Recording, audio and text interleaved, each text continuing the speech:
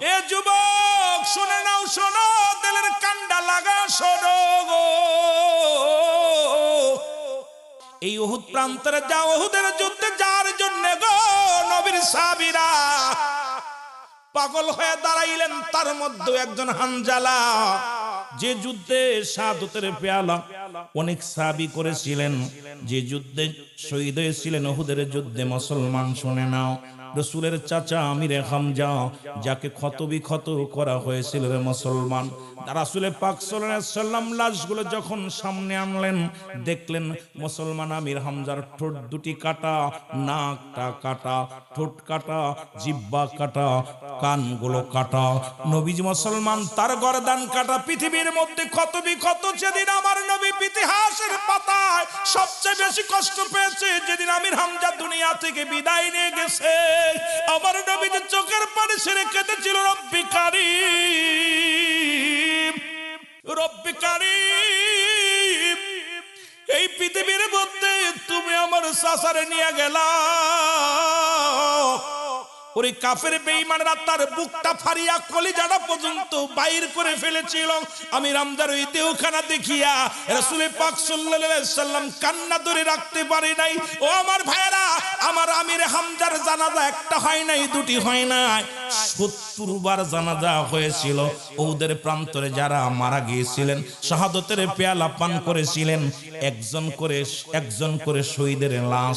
আর হামজা মুসলমান শুনে নাও, আমির হামজার লাশ, এই দুইটা করে লাশ একত্রিত করে করে জানাজা পড়ানো হয়েছিল।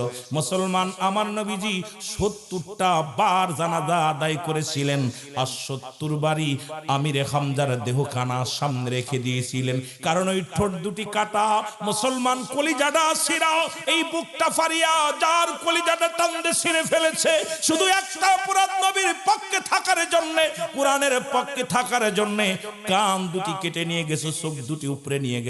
পৃথিবীর মধ্যে আমার নবীজি একবার নয়, দুবার নয়, আমির হামজার জানাজা পড়েছিল 70 বার। জোরে জোরে বলেন আল্লাহু আকবার।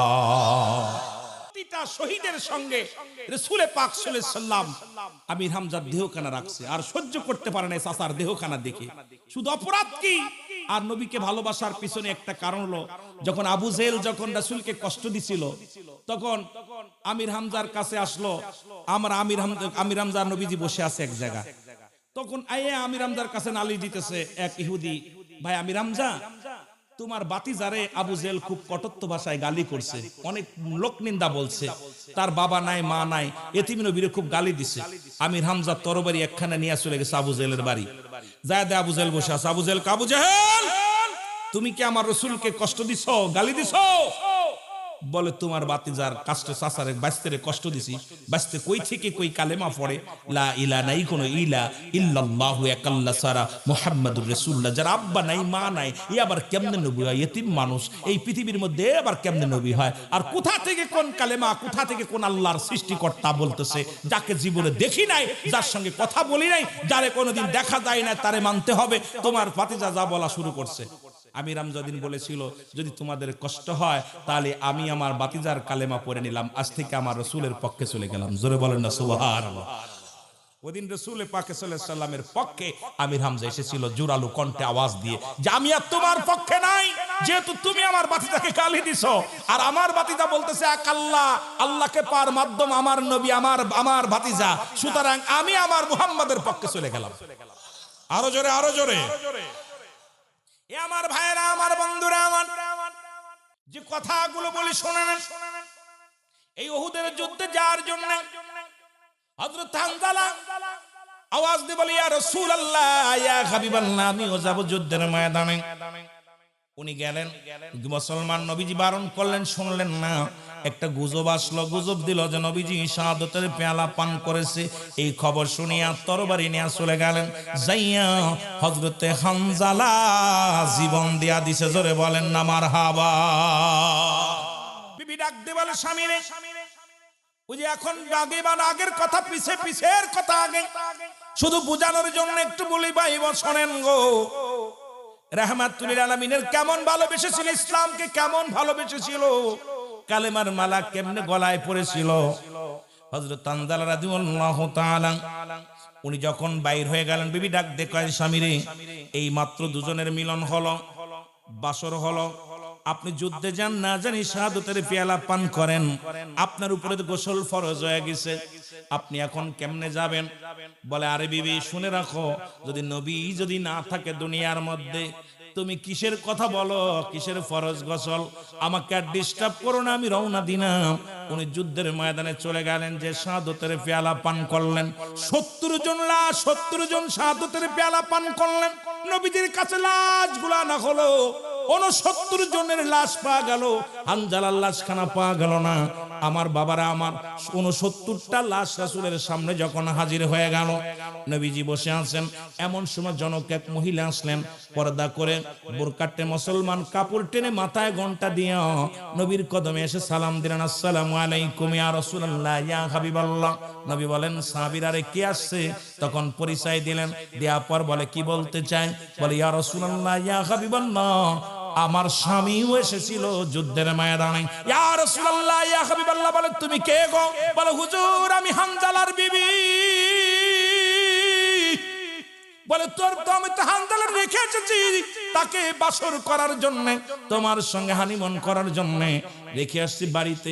ইয়া রাসূলুল্লাহ, যখন একটা গুজব আসলো যে আপনি আর শাহাদাতের পেয়ালা পান করেছেন, আপনি মৃত্যুবরণ করেছেন, এই কথা শোনা পর আমার স্বামীর সঙ্গে বাসর হলো।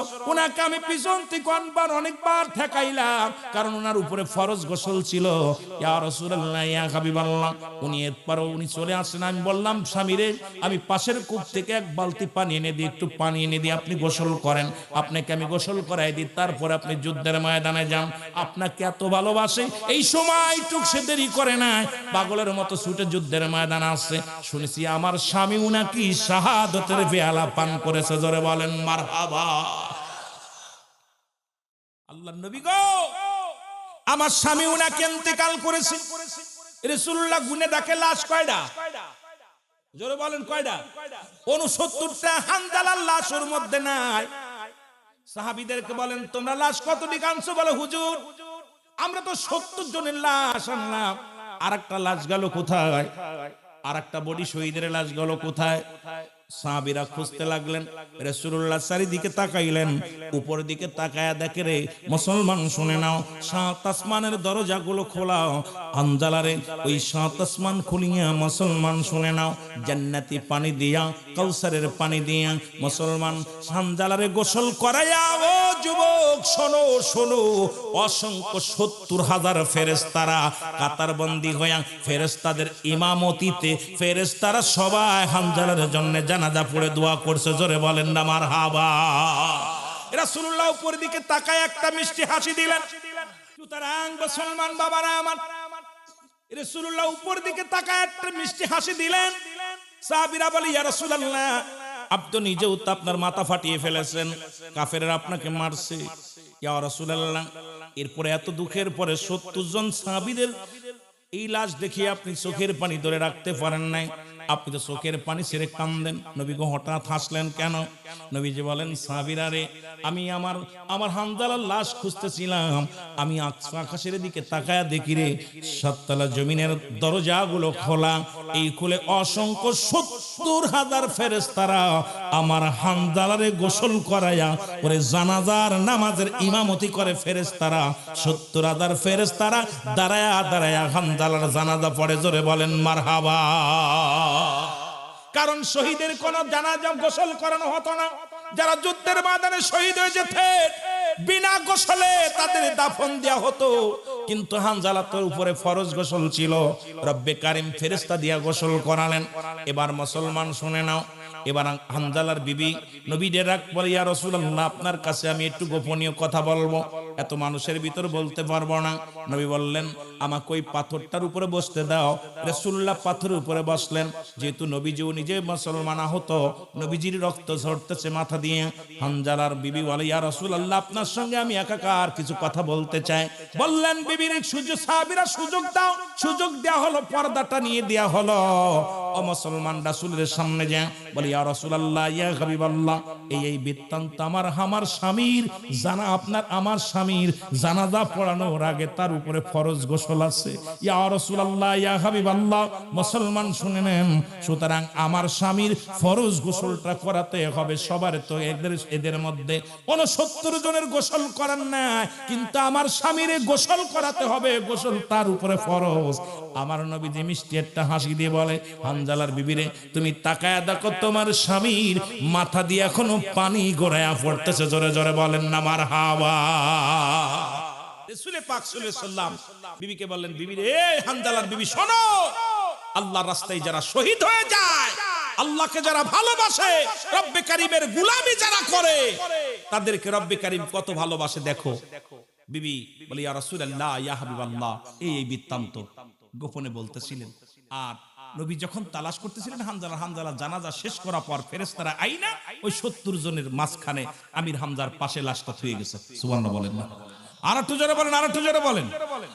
আমির হামজার পাশে লাশখানা রাখা হলো। সর্বশেষে রাসূল পাক সাল্লাল্লাহু আলাইহি ওয়াসাল্লাম 70 জনের 70 নাম্বার জানাজা পড়লেন। আমির হামজার হানজালার লাশটা একসাথে নিয়ে জানাজা পড়লেন। আমার বাবারা আমার সাহাবীদেরকে বললেন, সাহাবীরা তোমরা দেখো, গতকাল আমার হানজালা বিবাহ করেছে, নতুন বিবির সঙ্গে বাসর হয়েছে। আমি নবীকে এত ভালোবাসে, আমি নবীকে এত মায়া করে, আমি নবীর এত পছন্দ করে, আমি নবীর প্রেমের মালা গলায় পরার কারণে নতুন বিবির মায়ায় তারে ঠেকাতে পারে নাই, দুনিয়ার কোনো লোভ লালসায় তারে ঠেকাতে পারে নাই। আমি নবীর ইশকে দেওয়ানা হইয়া জীবনটা কুরবানি করে দিছে। জোরে বলেন মারহাবা। এরা হলো নবীর পাগল, এরা হলো আল্লাহর গোলাম, যারা দুনিয়ার চিন্তা কখনো যারা করে নাই, দুনিয়াবি চিন্তা ভাবনা যাদের অন্তরের ভিতরে নাই, তারাই তো হলো পাগল আশিকে রাসূল। জোরে বলেন ঠিক কিনা? আরো জোরে বলেন ঠিক কিনা? এ আমার ভাইয়েরা, আমার বন্ধুরা আমার, সুতরাং আজকে যারা বসে আছেন এখানে, কুরআনকে যারা ভালোবাসেন, কুরআনের প্রতি যারা সম্মান করেন, যারা মাদ্রাসার তালবে ইলমদেরকে ভালোবাসেন, যারা ইসলামটাকে ভালোবাসেন, আমার বাবারা আমার, এখানে যারা বসে আছেন, রব্বে কারীমের দরবারে অসংখ্য শুকরিয়া আদায় করি। রব্বে কারীম যেন আজকের মাহফিল থেকে আমাদের মাসুমের মাসুম বানায়া দেয়। জোরে জোরে বলেন মারহাবা। মদিনা যাইতে পারলাম না, মদিনা দেখতে পারলাম না, মদিনা যাইতে পারলাম না, মদিনা। আরো জোরে বলেন, মদিনা যাইতে পারলাম না, মদিনা। আমি অসহায় তাই এত দূরে রই, আমি অসহায় তাই এত দূরে রই, দূর থেকে সালাম জানাই, বলো দূর থেকে সালাম জানাই, মদিনা যাইতে পারলাম না, মদিনা। আর জোরে বলেন, মদিনা যাইতে পারলাম না, মদিনা। আজও 70 জন সাহাবী, এ মুসলমান, উহুদের যুদ্ধ, উহুদের প্রান্তরে তারা শুয়ে আছে। এখনো গেলে, ওই প্রান্তরে গেলে তাদের মাজারটা দেখা যায়, তাদের কবরটা দেখা যায়। তারা শাহাদতের পেয়ালা পান করে ওই জমিনের মধ্যে আছে। জোরে বলেন না মারহাবা। মদিনার নাম কত মধু,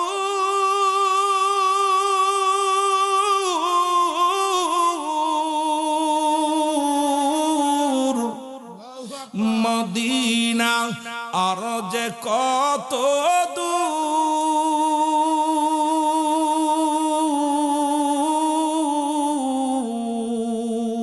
ওই মদিনার পথের দলি, বলো ওই মদিনার পথে মাখতে পারলাম না, মদিনা মদিনা দেখতে পারলাম না, বলো মদিনা মদিনা দেখতে পারলাম না। আমি অসহায় তাই এত দূরে রই, বলো অসহায় তাই দূর থেকে সালাম জানাই, বলো দূর থেকে সালাম জানাই। মদিনা যাইতে পারলাম না, মদিনা দেখতে পারলাম না, বলো মদিনা যাইতে পারলাম না, মদিনা। এ দুনিয়ার মুসলমান শুনে নাও, গভীর মনোযোগ। এত রাত্রে কি বলবো, বড় কষ্ট হয় না যুবক। দিন এলে অর্জন করলে কোন রকম দিনটা চলে রে মুসলমান। শুনে নাও সম্মানের সঙ্গে, কথাগুলো খুব খেয়াল করবেন আমার বাবারা, আমার বন্ধুরা। আমার একজন কোরআন শিখেছে, কোরআনের পাখি, কোরআনের হাফেজ। আর একজন ইংরেজি বাংলা শিখিয়া, দুজনই লেখাপড়া শেষ করিয়া এক বন্ধু কলেজের টিচার বন্ধ করে বড় অফিসার হয়ে গেল। লেখাপড়া শিখে বড় টাকাওয়ালা, বড় বিজনেসওয়ালা হয়ে গেল। আর এক বন্ধু মসজিদে ইমামতি করে, কোরআনের শিক্ষক, কোরআন পড়ায়। খুব খেয়াল করবেন যুবকেরা, শুনে নেন। এই কোরআনুল কারীম পড়ায়, এইভাবে দিন যায়, রাত যায়। হঠাৎ উনার জীবন কিন্তু অনেক ভালো যায়। ওই মুসলমান কোরআন শিক্ষা যিনি করলেন, দ্বীন ইলম যিনি অর্জন করলেন, উনি কিন্তু দুনিয়ার মধ্যে আল্লাহ রাব্বুল আলামিন কেমন ভাবে রাজি খুশি করেছিলেন, আর এমন ভাবে এই পৃথিবীর মধ্যে চলাফেরা করতেন। একদম সাদা মনের মানুষ, পৃথিবীর মধ্যে একজন আল্লাহওয়ালা মানুষ। হঠাৎ একদিন আসলো, ঈদের মৌসুম আসলো। ঈদের মৌসুমে আসার পর বন্ধুগণ আমার বাজার করতে গেলেন। বাজারে যাইয়া ইমাম বন্ধু কি করলেন, আলেম সাহেব কি করলেন, উনি যা বেতন পেয়েছে এই বেতনের কিছু অংশ দিয়া মেয়ের জন্য একটা জামা ক্রয় করছেন, ছেলের জন্য মুসলমান একটা পাঞ্জাবি ক্রয় করছেন, একটা টুপি ক্রয় করছে, বিবির জন্য একটা শাড়ির ব্যবস্থা করছে মুসলমান। কিছু সেমাই কিনছে, ঈদের কিছু কেনাকাটা নিয়ে রাস্তা দিয়ে হাঁটতে হাঁটতে চলে যাচ্ছেন। হঠাৎ করে বিদেশি বন্ধু মুসলমান সেই বড় অফিসার বন্ধুর সঙ্গে দেখা হয়ে গেছে। দেখা হলে সালাম বিনিময় করছে, বড় গাড়িতে আসছে মুসলমান। ডাক দে কয়, বন্ধু আসসালামু আলাইকুম। ওয়ালাইকুম আসসালাম। বন্ধু তুমি দেশে আসছো? কয় হ। কয় তুই সে মৌলবি না? কয় হ, একসাথে লেখাপড়া করলাম। আমি আজকে কত গাড়ির মালিক হইলাম, বাড়ির মালিক হইলাম। খুব খেয়াল করবেন কথাটা, তারপর আমি মূল আলোচনাগুলো একটু শেষে বলে যাব এটুকের ধারাবাহিকতা নিয়ে। ও যুবক, এইবার বন্ধু ডাকতে কয়, বন্ধু রে তুই ইমামতি কইরা আল্লাহর ডাইকা কি পাইলি? আল্লাহর পথে থেকে কি পাইলি? আল্লাহর পথে থেকে একটা টুপি আর পাঞ্জাবি ছাড়া কিছু পাইলি না। দেখ আজকে আমি বড় গাড়ির মালিক হয়েছি, বাড়ির মালিক হয়েছি। কয় বন্ধুরে তোর ছেলে মেয়ে কয়জন? আমারও তো এক ছেলে এক মেয়ে। আমিও বড় শিক্ষিত মেয়ে বিয়ে করছি, বড় সুন্দরী মেয়ে বিয়ে করছি। কিন্তু বিয়ে করলে হবে কি, ৬টা গুণের একটা গুণও নাই। রাসূল যে ৬টা গুণের নারী বিবাহ করতে বলেছে, ওর মধ্যে একটা গুণের নারীও নাই রে বাবা, শুনে লাও। এবারে ডাক দে কয়, বন্ধু রব্বুল আলামিন আমি আল্লাহর দ্বীনের পথে আছি, ৫ ওয়াক্ত নামাজ পড়াই, একটা মাদ্রাসায় ছোটখাটো চাকরি করি, দ্বীনের পথে আসি, ইয়া দ্বারা যা উপার্জন করি রব্বে কারীম ভালো মতোই চলায়। কারণ পৃথিবীর মধ্যে আমি হালাল রিজিক খাই, রব্বুল আলামিনের ইবাদত বন্দেগী করি, অনেক শান্তির মধ্যে আসি। জোরে বলেন মারহাবা। কই গেছিলা? কয় বাজারে। কি কি কিনছো? কই ভাই সামনে ঈদ তো, কিছু মেয়ের জন্য একটা কাপড়, ছেলের জন্য একটা পোশাক, জুতা ইত্যাদি ইত্যাদি কিছু কিনছি ভাই, এইগুলো কিনছি আর বিবির জন্য কিনছি। তোমার জন্য কিছু, আমার জন্য কিছু কিনতে পারি নাই, টাকা নাই তো কিনতে পারিনি। বন্ধু কয় দেখো আমি এই বাইরে যে এত টাকা রোজগার করেছি, আমি অসৎ পথে থাইকা, তুমি তো আল্লাহরে ডাইকা, আল্লাহ তোমার কি দিছে? আল্লাহ তোমার কিছু দেয় নাই। তুমি গরিব মানুষ, কি দিছে তুমি দেখো। এই যে আজকে আমার ছেলের জন্য 1 লাখ টাকার জুতা কিনছি, 1 লক্ষ টাকার জুতা, মেয়ের জন্য 1 লক্ষ টাকা দিয়ে পোশাক, বিবির জন্য 1 লক্ষ টাকার পোশাক, আমার জন্য 1 লক্ষ টাকার পোশাক, আর তুমি 2 টাকার পোশাক কিনে চলে যাচ্ছ। বন্ধু বলতেছে, বন্ধু তুমি কিনেছো, তোমার পৃথিবীর মধ্যে কেউ তোমার না। তুমি যতই কেন এই পৃথিবীর মধ্যে বিবি, সন্তান, মেয়ে, ছেলে কেউ তোমার না। তুমি বিশ্বাস না করো, তোমার সম্পদকে তারা ভালোবাসে, তোমাকে তারা ভালোবাসে না। আল্লাহু আকবার বলেন, আরো জোরে বলেন। কুল্লু মান আলাইহা ফান, সব শেষ করে দিবে কে? আরো জোরে বলেন কে? আল্লাহ শেষ করে দিবে। বিশ্বাস হয়? জোরে বলেন বিশ্বাস হয়? সবকিছু শেষ করবো কে? আল্লাহ। আমার বন্ধুগণ, আমার 2 বন্ধু কথা বলতে বলতে কয়, বন্ধুরে তুমি এত টাকার দামি পোশাক নিয়ে চলো আমার বাড়িতে যাই। বাড়িতে গেলেন, প্রথম ছেলেটা এসে সালাম দিছে, আসসালামু আলাইকুম আব্বু। আব্বু গো, ওকে কয় তোমার আঙ্কেল। আসসালামু আলাইকুম আঙ্কেল, ভালো আছেন? কয় জি। পায়ে হাত দিয়ে কদম মুছি করলেন, পাঞ্জাবি রাতের মধ্যে দিলেন। কয় বাবা গো, তুমি এত দামি কাপড় আনছো আমার জন্য। কত আনন্দিত হয়ে বুকের মধ্যে টান দিয়ে বলে, আব্বা জান আপনি আমার জন্য পাঞ্জাবি আনছেন, টুপি আনছেন। অত্যন্ত খুশি হয়ে গেলেন ছেলেটা, বিনয়ের সঙ্গে বলেন, আল্লাহ আল্লাহ আমার আব্বার হায়াতের মধ্যে তুমি বরকত দান করে দাও। জোরে বলেন আমিন। মেয়েটা, ছোট মেয়েটা আসলেন, সালাম দা, আসসালামু আলাইকুম আব্বু। ওয়ালাইকুম আসসালাম। কই মারে, তোমার এটা আঙ্কেল হয়? কয় আসসালামু আলাইকুম আঙ্কেল। বাবার সালাম দিলেন, উত্তর দিলেন। কয় আপনি মেয়েটার হাতে কি দিলেন? মুসলমান যখন কাপড়টা ধরে দিলেন, কাপড়টা ধরে বলে, আব্বু জান আপনি আমার জন্য আনছেন, আপনি আপনার জন্য কি কিনছেন? আপনি আমার জন্য আনছেন। কয় মারে নাও, এটা তোমার জন্য আনছি, তুমি এটা ব্যবহার করবা। মেয়ে পেয়ে খুশি হয়ে গেলেন, আলহামদুলিল্লাহ বলে ডাক দিলেন, আলহামদুলিল্লাহ। এবার মুসলমান বিবির কাছে গেলেন, বিবির ডাক দিয়ে বলে, আসসালামু আলাইকুম বিবি। বিবি কয় ওয়ালাইকুম আসসালাম। স্বামী রে আপনি আইছেন? কয় হ, তোমার জন্য আনছি একটা কাপড়। কয় স্বামী রে আপনি নিজের কাপড় না কিনে আমার জন্য আনছেন, কারণ আপনি যাবেন ঈদগার ময়দানে, আপনার দরকার ছিল একটা পাঞ্জাবি, একটা টুপির, একটা জায়নামাজের, কিন্তু আপনি এগুলো বাদ দিয়ে আমার জন্য আনছেন রে স্বামী। স্বামীর প্রতি খুশি হইয়া কৃতজ্ঞতা স্বীকার করলেন। আমার মুসলমান বাবারা আমার, এবার দোয়া কর, 3 জন ছেলে মেয়েকে নিয়ে নাস্তা পানি করলেন বন্ধুর সঙ্গে করিয়া। সবাই আন্তরিকতা দেখে বন্ধু আশ্চর্য হয়ে গেলেন। কয় বন্ধু এবার তোমার বাড়িতে চলো, দেখে আসি কি অবস্থা। এবার চলে গেলেন বাড়িতে, সালাম দিলেন। কয় ড্যাডি, ড্যাডি আইসো নি? শিক্ষিত সমাজ তো, ড্যাডি তুমি আইসো? কয় বাবা তোমার জন্য 1 লক্ষ টাকা দিয়ে জুতা আনছি। এগুলো কি মানুষে পড়ে? তো ওল্ড মডেল কত বুঝছেন? এগুলো কি মানুষে পড়ে? এ তো পুরন হয়ে গেছে, এ মডেল আমি নিব না।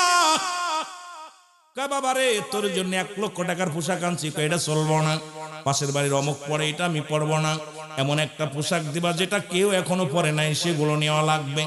মেয়েকে ডাক দিয়ে বলে, মারে তোমার জন্য এত টাকার দামি কাপড় আনছি। কয় বাবা গো, এগুলো কি মানুষে পড়ে? এগুলো কি মানুষে পড়ে? তুমি কি আনছো এটা পছন্দ হয় না। বিবির কাছে গেলেন, বিবিও সালাম দেয় না, ড্যাডি ড্যাডি ড্যাডি কথা বোঝেননি, বাবা আব্বা বলে ডাক দেয় না। কয় স্বামীরে তুমি কি আনছো? এই করে মুসলমান সবাই মুখ ফিরে নিলেন, সালামও নাই, দুয়াও নাই, কিন্তু তাদের ভিতরে শুকরিয়া আদায় না আল্লাহ, আলহামদুলিল্লাহ তারা জবান দিয়ে বাইর হয় নাই। মুসলমান বন্ধুরা কয়, বন্ধুরে দেখো দুনিয়ার মধ্যে কেউ তোমার নয়, কারণ তোমার সম্পদকে কত ভালোবাসে। তুমি এত কষ্ট করে রোজগার করলা, আমার সন্তান 200 টাকার কাপড় পেয়ে কত খুশি, আমার মেয়ে 100 টাকার কাপড় পেয়ে কত খুশি, আমার বিবি কম টাকার কাপড় পেয়ে আলহামদুলিল্লাহ বলে শুকরিয়া আদায় করছে রে বন্ধু। কিন্তু তোমার বিবিও খুশি না, তোমার ছেলেও খুশি না, মেয়েও খুশি না। শুনে নাও, শুনে নাও, দুনিয়ার ধন সম্পদের জন্য তোমারে ভালোবাসে, আসলে প্রকৃত তোমারে কেউ ভালোবাসে না। বন্ধু বলতেছে, দোস্ত না আমারে খুব ভালোবাসে, তোর বাবি তো আমার ছাড়া খানা খায় না, আমার যে মেয়ে আমার ছাড়া ঘুমায় না, আমার যে ছেলে আমি বাড়ি না গেলে, একদিন বাড়ি না গেলে পাগল বানায় দেয়, প্রচন্ড ভালোবাসে, বাসায় না যা পন্তু। ছেলে তো একদম উম্মাদ পাগল, খুব পাগলামি করে। কথা বুঝলি বন্ধুরা? তোরে পরীক্ষা করবো কেমনে? আয় বন্ধু তোরে পরীক্ষা করি, একটা কথা বলি, ও যুবক খুব খেয়াল করবেন, আলোচনা শেষ পর্যায়ে যাবো, আর দেরি করবো না। বলতেছে বন্ধুরে, আবার যদি আসি বাবা ভালো করে আলোচনা করবো আপনাদেরকে নিয়ে, কারণ এখন আপনাদের কষ্ট দিয়ে আলোচনা বেশি করবো না। কথাগুলো খুব খেয়াল করেন বাবা না আমার। ডাক দে বলে, বন্ধুরে একটা অভিনয় তুমি করো, শুধু মরার অভিনয়টা করো, দেখবা দুনিয়ার মধ্যে তোমারকে পরীক্ষা হয়ে যাবে, তুমি শুধু পড়ে থাকবা, আমি তোমার বাড়িতে খবর দিব। তোমার জন্য যদি কোনো বাবা, তোমার জন্য যদি তোমার বিবি, তোমার জন্য যদি তোমার ছেলে, তোমার জন্য যদি তোমার মেয়ে মরতে চায়, তাহলে বুঝবা দুনিয়ার লোভে তোমার ভালোবাসে না, আসলে তোমার মহব্বতে তোমার ভালোবাসে। জোরে জোরে চিল্লায় বলা যাবে না মারহাবা। যে কথা সেই কাজ। বন্ধুরে সাপে কামড় দেওয়ার কথা কয়ে দৌড়ায় চলে গেছে। ডাক দে বলে, আসসালামু আলাইকুম আলাল বাইত, বাড়ি কেউ আসুনি? আলাইকুম আসসালাম।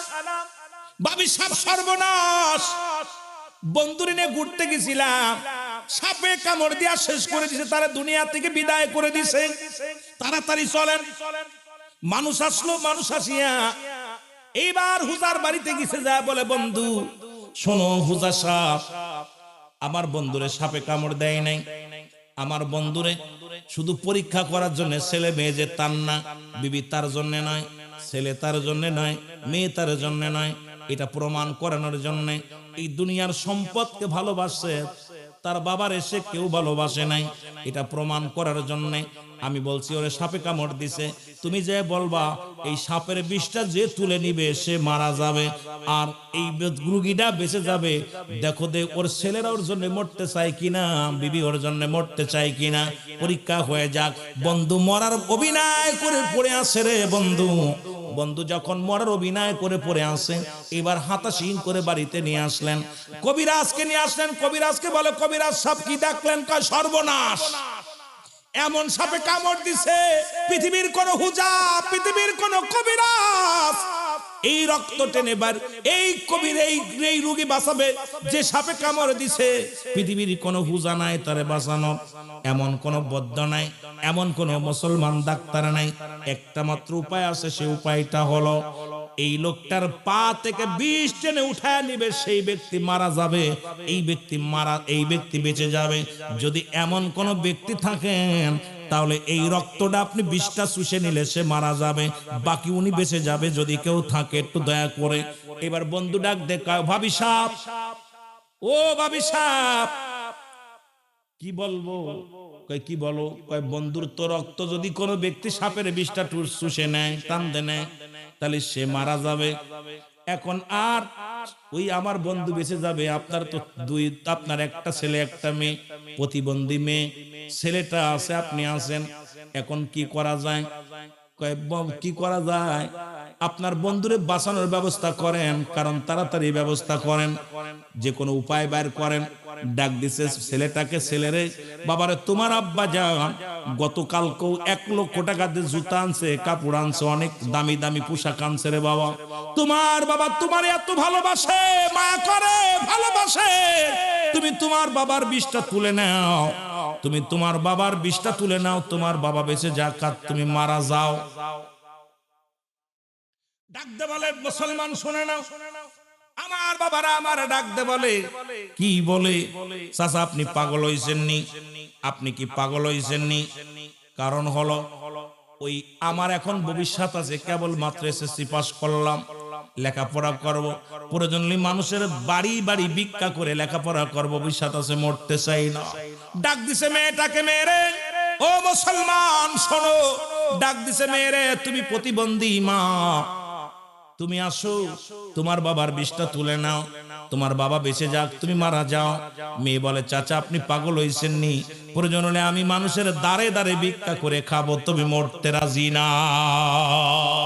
বিবিরে ডাক দিছে, বিবিরে, ও বন্ধু, আমার বন্ধুর বিষটা তুলে নাও, ভাবি সাপ, বন্ধু বেঁচে যাক, আপনি মারা যান, কারণ আমার বন্ধু আপনাকে অত্যন্ত ভালোবাসে, এই 5 তলা বাড়ি করছে, গাড়ি করছে, সব কিছু আপনাদের জন্য করছে, আপনাকে এত ভালোবাসে, আপনি নাকি তারে ছাড়া খান না, তারে ছাড়া ঘুমান না, তারে ছাড়া চলতে পারেন না, আপনি একটা কাজ করেন, আপনার স্বামীর বিষটা তুলে নেন, আপনার স্বামী বেঁচে যাক আর আপনি মারা যান। ডাক দে কয় তুমি কি পাগল হইছো? কারণ আমি যদি মারা যাই আমার স্বামী আর একটা বিয়ে করবে, সৎ মাইশা আমার সন্তানদের কষ্ট দিবে, সুতরাং আমি মরতে রাজি না।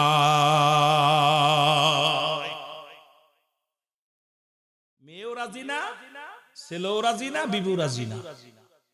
এখন বন্ধু ডাক দে কয় বন্ধু রে, কেউ যেহেতু তোর জন্য মরতে রাজি নয়, কার জন্য সুদ খালি, কার জন্য ঘুষ খালি, কার জন্য দুনিয়া উপার্জন করলি, যাদের জন্য এত কষ্ট করলি, রাতকে দিন বানাইলি, দিনকে রাত বানালি, কত শ্রম দিলি, কষ্ট করলি, অফিসে বয়া বয়া ঘুষ খালি, সুদের টাকার সুদের কারবার করলি, আজকে তোর জন্য কেউ মরতে রাজি নয়, সবাই বাঁচতে চায়। বন্ধুরা আমি তোর বিষটা তুলে নি, আমি মারা যায় আর তুই বেঁচে যা বলে যখন ডাক দিতে সঙ্গে সঙ্গে ও মুসলমান শুনে নাও, বন্ধু লাভ দুটে বলে বন্ধুরে আমার আর বুঝতে বাকি না, এই পৃথিবীর কেউ আমার নয়, এই পৃথিবীর কেউ আমার নয়। বন্ধুরে বন্ধুরে আমি আর সংসার করব না, যাদের জন্য সুদের কারবার করলাম, যাদের জন্য ঘুষের কারবার করলাম, যাদের জন্য দুনিয়াটা এত কষ্ট করলাম, যাদের জন্য গাড়ি বাড়ি করলাম, কেউ আমার জন্য মরতে চায় না, আমি আর এদের জন্য আরাম কাজ করব না। আমি আজ থেকে তোর মতো আল্লাহর পাগল হয়ে যাব, আজ থেকে মসজিদ ছাড়বো না, আজ থেকে নামাজ ছাড়বো না, আজ থেকে হালাল খাবো, হারাম খাবো না, আজ থেকে আর দুনিয়ার কোনো সংসারের ঝামেলার মধ্যে নাই, আমি আজ থেকে আল্লাহর পাগল হয়ে যাব। বন্ধু ডাক দে কয় বন্ধুরে আমি আগেই বলেছিলাম রব্বে কারিমের গোলাম হয়ে যাও, পাগল হয়ে যাও। তুমি দুনিয়ার মধ্যে হারাম উপার্জন করছো, সন্তানদের জন্য হারাম উপার্জন করেছো, ছেলের জন্য, মেয়ের জন্য, বিবির জন্য, এই দুনিয়ার মধ্যে তোমার আপন বলতে কেউ নাই। বন্ধুরে এই জন্য সন্তানাদি কোরআন শিখাও, ওই ছেলে কখনো তোমার সাথে নেমহারামি করবে না। কারণ যখনই আপনি কোরআন শিখবেন আপনার যে 7টা হক আছে মৃত্যুর পরে, কয়টা হক? 7টা হক আছে, 7টা হক আদায় করবেন। নাম্বার 1 আপনার জন্য মাগফিরাত কামনা করবে, নাম্বার 2 আপনার জন্য সবরিসানি করবে, নাম্বার 3 আপনার আমানতগুলো শরীয়ত মোতাবেক তারা পালন করবে। মুসলমান শুনেন আপনার ওসিয়াতগুলো তারা পালন করবে। নাম্বার 4 মুসলমান শুনে নাও, নাম্বার 4 আপনার দিনাদায়িক তারা পরিশোধ করবে। নাম্বার 5 আপনার আত্মীয়স্বজনের সঙ্গে তারা ভালো ব্যবহার করবে, তাদের সঙ্গে যোগাযোগ রাখবে। নাম্বার 6 মুসলমান তাদের সাহায্য সহযোগিতা করবে। নাম্বার 7 আপনার কবরটা বেশি বেশি করে জিয়ারত করবে, কারণ সময় করে আব্বা মার কবরের পাশে দাঁড়ায় ডাক দে বলবে রব্বের হামহুমা কামা রব্বায়ানি সগীরা। জোরে জোরে বলেন রব্বির হামহুমা কামা রব্বায়ানি সগীরা। যখন এই 7টা হক মৃত্যুর পরে, আজকে যে কবরবাসী কবরে শুয়ে আছে, মাদ্রাসার পাশেই কবর গোরস্থান, আপনাদের আব্বা মা যাদের শুয়ে আছে, কয়দিন আসেন জিয়ারত করতে? 5 ওয়াক্ত নামাজে আসেন? কথা বলেন আসেন? 5 বার আসেন না। এমনও সন্তান আছেন ওই কবর দিয়ে থুয়ে গেছেন আর 1 বছরের ভিতরে আর আসেন নাই, 6 মাসের ভিতরে আসেন নাই, 5 বছরের ভিতরে আসেন নাই। আয়া সভাপতি সেক্রেটারি জিজ্ঞেন ভাই আমার আব্বার কবরটা কোনটা? কয় উজে। ওইটা আমার আব্বার কবর হবে কেন? আমার আব্বার কবর এইটা, কারণ ওর বাপের কবর কোনটা এটাও ভুলে গেছে। এই জন্য সন্তানাদিকে যখন ইসলামের জ্ঞান শিক্ষা দিবেন, এই যে 7টা হক ইন্তেকালের পরে, কয়টা? জোরে বলেন কয়টা? 7টা হক আছে। এই হকগুলো বাবা মার হকগুলো আদায় করবে সন্তানেরা। এই জন্য ছেলে মেয়েদেরকে কোরআন শিক্ষা দেওয়ার দরকার আছে কি না? জোরে বলেন ঠিক কিনা? রাসূল পাক সাল্লাল্লাহু আলাইহি ওয়াসাল্লাম প্রথম জীবনে বারণ করেছিল কবর জিয়ারত করতে, মাজার জিয়ারত করতে। শেষ জীবনে নবী তাগিদ দিয়েছে তোমরা বেশি বেশি করে কবর জিয়ারত করো, মাজার জিয়ারত করো। সুতরাং পাশেই কবর, এই গোরস্থানে আমরা সবাই, আমরা যারা এলাকার মানুষ আছেন, আপনারা যারা সবাই বেশি বেশি করে জিয়ারত করবেন। আল্লাহ যেন বুঝার তৌফিক দান করে, সকলে বলুন আমিন। কোরআন শিখাও ছেলে মেয়েদের, ওহে মুসলমান, জানকবাজের সময় তোমার হইবে রে আসান, বলো জানকবাজের সময়। আরো জোরে বলেন, কোরআন শিখাও ছেলে মেয়েদের ওহে, জানকবাজের সময় তোমার হইবে রে আসান, বলো জানকবাজের। একটি ছেলে আলেম হলে পড়বে কোরআন, মরণকালে তোমার থেকে সরে যাবে, তোমার থেকে ভেগে যাবে ইবলিস ও শয়তান। কোরআন শিখাও ছেলে মেয়েদের ওহে, জানকবাজের সময় তোমার হইবে রে আসান, বলো জানকবাজের। পৃথিবীর কোন ইংরেজি বাংলা বড় ভার্সিটি আর ইউনিভার্সিটি যাই বলেন, যেই হরফটা পড়লে সব আছে, একমাত্র জোরে বলেন কি, যার হরফ একটা হরফ পড়লে 10টা নেকি, একটা হরফ পড়লে। আর যে পড়বে তার চাইতে যে শুনবে তার সব বেশি। জোরে বলেন না, আরো জোরে। সুতরাং এর সাথে কোনো তুলনা হয় না। কার সাথে? কোরআনুল কারীমের সাথে। জোরে বলেন ঠিক কিনা? মহব্বতের সঙ্গে দুরূদ শরীফ পড়েন, আল্লাহুম্মা চার ব্যবস্থা আছে ওয়ালা আলী সাইয়্যিদিনা। মহব্বতে বলেন, আল্লাহুম্মা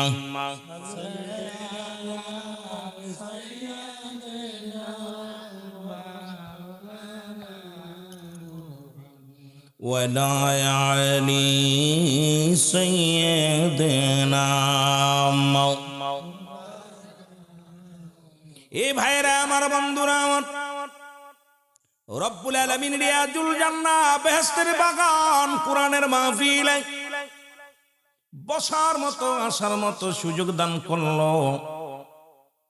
এ সময় কত মানুষ জেলখানায়, কত মানুষ হাসপাতালে, কত মানুষ মৃত্যু শয্যায় সজ্জিত। রব্বুল আলামিন জেলখানায় নেন নাই, হাসপাতালে নেন নাই, পৃথিবীর কোন বাজারে ঘাটে নেন নাই, কনকনে শীতের ভিতরে রিয়াজুল জান্নাহ বেহেশতের বাগান। এই জান্নাতের বাগান আল্লাহর নবীর ঘর, মাদ্রাসা হলো রাসূলুল্লাহর ঘর। সেই ঘরের সামনে বেহেশতের বাগানে বসার মতো সুযোগ আল্লাহ দান করল। একটু জোরে জোরে চিল্লায় বলা যাবে না আলহামদুলিল্লাহ। বান্দা যখন জান্নাতের বাগানে রওনা হয়ে গেল, আজকে 26তম মাহফিল। প্রতিটা বান্দার জীবনের সগীরা গুনাহগুলো রব্বুল আলামিন যখন ঘর থেকে বাইরে হয়েছেন, যাব কোথায়, মাহফিলে যাব, নিয়ত করে যখন ঘর থেকে পাটা বাড়াইলেন, প্রতিটা কদমে কদমে আমার আল্লাহ রব্বুল আলামিন খুশি হইয়া বান্দার জিন্দেগীর সমস্ত সগীরা গুনাহ, ওই ছোট ছোট গুনাহগুলো, মুসলমান সগীরা গুনাহগুলো রব্বুল আলামিন সবার মাফ করে দিছে। জোরে বলা যাবে না সুবহানাল্লাহ। কি গুনাহ মাফ? কন্দি বাংলাদেশে আর কোথায় গেলে গুনাহ মাফ হইবে? গানের প্যান্ডেলে গেলে, জুয়ার প্যান্ডেলে, মদের প্যান্ডেলে, জান্নাতের প্যান্ডেলে রওনা দেওয়ার সঙ্গে সঙ্গে সগীরা গুনাহ মাফ। আমরা শুধু সগীরা গুনাহ করি নাই, পদে পদে করছি কবিরা গুনাহ। নামাজ ছেড়ে দেয়া কবিরা গুনাহ, মিথ্যা বলা কবিরা গুনাহ। যেটা বলতেছিলাম, এখন যদি বলি বাবা 5 ওয়াক্ত সালাত কজন আদায় করেছেন, আমার মন বলে হাতে গড়া কিছু মানুষ উঠবে, 3 ভাগের 1 ভাগ হয়তো উঠবে, বাকি 2 ভাগ হয়তো উঠবে না। কারণ এই শীতের মৌসুমে ঠান্ডা পানি দিয়ে ওযু করা বড় কষ্ট। ইমানি পরীক্ষা শুরু হয়ে গেছে। জোরে বলেন ঠিক কিনা? কুয়াশা পড়ুক আর যতই ঠান্ডা পড়ুক, সে সালাত কামাই দিবে না, ঠিক কিনা? বন্ধুগণ আমার, আমি আস্তে আস্তে আলোচনার মধ্যে যাই। নামাজ ছেড়ে দেয়া কবিরা গুনাহ, মিথ্যা বলা কবিরা গুনাহ, বেগানা নারীর সঙ্গে দেখা দিয়া কবিরা গোনা, বেগানা পুরুষের সঙ্গে দেখা দিয়া কবিরা গোনা। অনেকবার আলোচনার মধ্যে বলেছি, কারণ এটা হালাল বলার কোন একটার পৃথিবীর কোন মুক্তির নাই, কোন মুহাদ্দিসের নাই, পৃথিবীর কোন আলেমের নাই যে বেগানা নারীর সঙ্গে দেখা দিবা শরীয়ত মোতাবেক। মুসলমান শুনে নাও, সম্পূর্ণ হারাম হারাম হারাম। যাদের সঙ্গে দেখা দিয়া জায়েজ, তাদের সঙ্গে বিয়ে করা সম্পূর্ণ হারাম। যাদের সঙ্গে দেখা দিয়া হারাম, তাদের সঙ্গে বিয়ে করা জায়েজ। সুতরাং আজকে যদি ওয়াজ করি, বাংলাদেশে 90% আলেম চাকরি খোয়াইবেন, 90% আলেমের চাকরি চলে যাবে, 90% আলেম কষ্ট পায় কথাগুলো বললে। কারণ হারামকে হালাল বলার একটার পৃথিবীর মধ্যে কোনো আলেমের নাই, আমি গুনাহগারের নাই। যেটা হারাম সেটা হারাম, যেটা হালাল সেটা হালাল। জোরে বলেন ঠিক কিনা? শরিয়াত মোতাবেক বাংলাদেশের অবস্থা খুব কাহিল। কারণ নামাজও ফরজ, পর্দাও ফরজ। আমার অনেক মা বোনেরা আছে, আমি শুনেছি মহিলা পুরুষের চাইতে মহিলারা বেশি। ওয়াস অনেক দিক ঘুরাইতে হবে, খালি একার দিকে তাকাইলে হবে না, কারণ চারিদিকে আমার খেয়াল রাখা লাগবে, ঠিক কিনা? যেহেতু শেষ রজনী, যেহেতু শেষ রজনী, আগামী বছর বেঁচে থাকলে হয়তো আপনাদের পরস্পর আপনারা দেখা সাক্ষাৎ হবে, না থাকলে তো গেলাম গা। গত বছর যারা বসেছিল 2-4 জন সভাপতি সাহেব হয়তো আল্লাহ তাদের নিয়ে গেছে, যাই নাই না বেঁচে আছে সবাই? চলে গেছে, 2-4 জন চলে গেছে। আমার বন্ধুগণ, আমার শোনা নাও, এই জন্য মাহফিলের শুরুতেই আমি আপনাদেরকে বলে যাই, 2টা টাইমে মরণ হয় কবরবাসীদের জন্য, কবরস্থানের জন্য মাহফিল। বাবারা আমার, 2টা টাইমে মানুষের মরণ হয়। একটা হলো রাতের বেলা, একটা হলো দিনের বেলা। কারণ কুরআনুল কারীমের মধ্যে যতগুলো আয়াত আছে, যতগুলো সূরা আছে, ছোট্ট একটা আয়াত অস্বীকার করার মতো ক্ষমতা কারোর নাই। আসেনি কি? কুল্লু নাফসিন যায়কাতুল মাউত। পালানোর কোনো পথ আছে? জোরে বলেন, মরণ নাই কার কার? একটু হাত তোলেন দেখি। এতগুলো মানুষের ভিতরে সবারই মরণ আছে, সবাই মরে যাবেন, কেউ বাঁচবে না। কেমনে কয়? আহা, এটা অস্বীকার করার মতো, অস্বীকার করার মতো ক্ষমতা পৃথিবীর কোন রাজা, মন্ত্রী, এমপি, পৃথিবীর কোন জ্ঞানী গুণী ডক্টর কারোর ক্ষমতা নাই। কারণ স্রষ্টার মৃত্যু নাই, সৃষ্টির মৃত্যু আছে। যেটা বলেন ঠিক কিনা? যেহেতু 2টা টাইমে মানুষের মরণ হয়, একটা হলো রাতের বেলা, একটা হলো দিনের বেলা। আমি আপনাদেরকে ওই গুনার কথাটা বলে, সেই কথাটা বলে আমি আলোচনার বাবদারায় চলে যেতে হবে, দেরি করা যাবে না। বাবারা আমার, বলতেছিলাম এত গুনাহ করলাম, সগীরা গুনাহ মাফুল আসার কারণে কবিরা গুনাহগুলো মাফের দরকার আছে কিনা? কিয়ামত পর্যন্ত নবী আসবে না, কিয়ামত পর্যন্ত নবীদের দরজা খোলা, কিয়ামত পর্যন্ত সব নবীদের দরজা খোলা না বন্ধ? জোরে বলেন না, বন্ধ। নবীদের দরজা বন্ধ, বন্ধ। তওবার দরজা খোলা, মারহাবা বলো না। কিসের দরজা? তওবার দরজা খোলা। কিয়ামত পর্যন্ত আর কোন নবী আসবে না। এই মাহফিল যতদিন আছে আলেম ওলামা আসবে, শ্রোতা আসবে, কিন্তু আর কোন নবী পৃথিবীর মধ্যে আসবে না। কিন্তু তওবার দরজা খোলা। ও আমার বাবারা, আমার বন্ধুরা, আমার আল্লামা কুতুবী রাহমাতুল্লাহ বয়ান করে, বান্দা যখন কবরের ভয়ে, জাহান্নামের ভয়ে জান্নাতের বাগান আঁকড়ে ধরে খাস তওবা করে আল্লাহ বলে ডাক দেয়, রব্বুল আলামিন বান্দার জীবনের সব গুনাহ মাফ করে দেয়। জোরে বলেন সুবহানাল্লাহ। কি গুনাহ মাফ করে দেয়? সব গুনাহ, সগীরা না কবিরা গুনাহ, বড় বড় গুনাহ। কি গুনাহ? সব গুনাহ। 26 বছর যাদের মাহফিল চলতেছে, এরপরেও যদি এলাকার মানুষ জাহান্নামে যায়, আমি মনে করি এটা কপাল খারাপ। 26 বছরে মাহফিল হচ্ছে, যারা গুনার বোঝা নিয়ে কবরে গেছে, আমি মনে করি ওদের মতো কপাল পোড়া ওই কিছু আছে, কপাল ফাটা, আর এদের হলো কপাল পোড়া। তার মানে সগীরা গুনাহ মাফ, কবিরা গুনাহ মাফের একটা সুযোগ পাইছে। এই সুযোগ যারা অবহেলায় হারালো, এদের মতো কপাল পোড়া মানুষ আর দুনিয়ায় নেই। জোরে বলেন ঠিক কিনা? যেহেতু দুইটা টাইমে মরণ হয়, রাত চলে গেল, দিন চলে গেল, রাত শুরু হয়ে গেল, রাতু যাবার পথে সবাই একটু খাস তওবা করি, আমার সাথে পড়েন, তওবা করে আলোচনার মধ্যে বসে সবাই বলেন আস্তাগফিরুল্লাহ রাব্বি মিন কুল্লি যামবি আতুবু ইলাইহি লা হাওলা ওয়ালা কুওয়াতা ইল্লা বিল্লাহিল আলিয়্যিল আযীম লা ইলাহা ইল্লাল্লাহু মুহাম্মাদুর রাসূলুল্লাহ সাল্লাল্লাহু আলাইহি ওয়াসাল্লাম। সবাই পড়েন আশহাদু আল্লা ইলাহা ইল্লাল্লাহু ওয়াহদাহু লা শারীকা লাহু ওয়া আশহাদু আন্না মুহাম্মাদান আবদুহু ওয়া রাসূলুহু। এই যে কপাল খুলে গেল, বাবা আদম 350 বছর কেঁদেছিল, কেঁদে কেঁদে বলেছিল রব্বানা জালামনা আনফুসানা, আমার সাথে পড়েন রব্বানা জালামনা আনফুসানা ওয়া ইল্লাম তাগফির লানা ওয়া তারহামনা লানাকুনান্না মিনাল খাসিরিন। 350 বছর কেঁদে কেঁদে আপনি কয়দিন কাঁদছেন? ভালো করে বুঝে নেবেন, ওয়াজে খালি শুনলে চলবে না, খুব ভালো করে বুঝতে হবে। কয়দিন কাঁদছেন? আদম আলাইহিস সালাম কাঁদছে কয়দিন?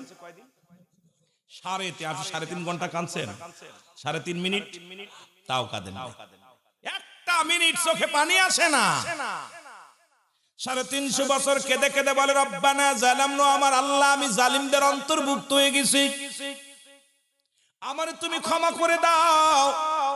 আর এই মুসিবতের জামানায় কত নামাজ ছুটে গেল, কত কষ্ট, দুনিয়ার মধ্যে কত অন্যায় কাজ করলাম, মিথ্যা বললাম, দুনিয়ার মধ্যে কত ইনা সবল করি করলাম, দুনিয়ার মধ্যে কত ঝামেলার, এই দুনিয়ার মধ্যে কত ইনা পাপ কাজে দিন কাটাইলাম, কিন্তু একটা ঘন্টা একটা মিনিট চোখের পানি ফেলি না।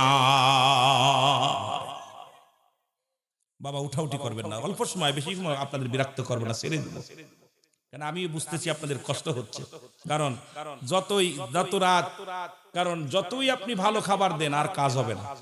কারণ যখন পেট ভরে যায়, মানুষের চাহিদা বেশি খাইলে পেট নষ্ট হয়, বমি হয়।